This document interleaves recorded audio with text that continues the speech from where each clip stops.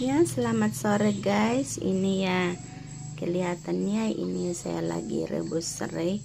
Pokoknya pagi sore nih guys ya. Ini saya rebus serai, jahe, kunyit dan cengkeh sedikit guys ya.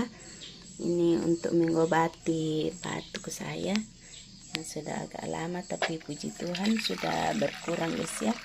Kita seduh di sini guys ya. Ya, kelihatan cengkehnya guys, sama jahenya sama kunyitnya guys ya.